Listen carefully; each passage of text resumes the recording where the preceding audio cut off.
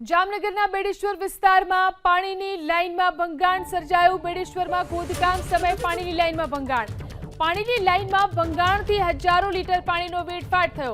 શહેરના બેડેશ્વર વિસ્તારમાં પાણીની લાઇન તૂટતા પાણીનો વેડફાટ થયો। તો જામનગરના બેડેશ્વર વિસ્તારમાં પાણીની લાઇનમાં ભંગાણ થયું। બેડેશ્વરમાં ખોદકામ સમયે પાણીની લાઇનમાં ભંગાણ થયું અને પાણીનો વેડફાટ થતો જોવા મળ્યો। જોઈ શકાય છે રસ્તા પર પાણી વહી રહ્યું છે।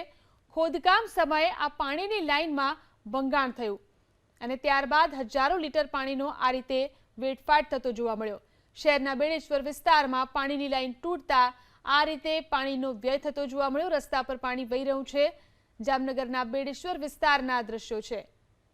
તો પાણીની લાઇનમાં ભંગાણ થયું હતું જેના કારણે આ પરિસ્થિતિ ઉદ્ભવી। જોઈ શકાય છે રસ્તો પાણી થઈ ચૂક્યો છે। રસ્તા ઉપર પાણીનો વ્યય થતો જોવા મળ્યો।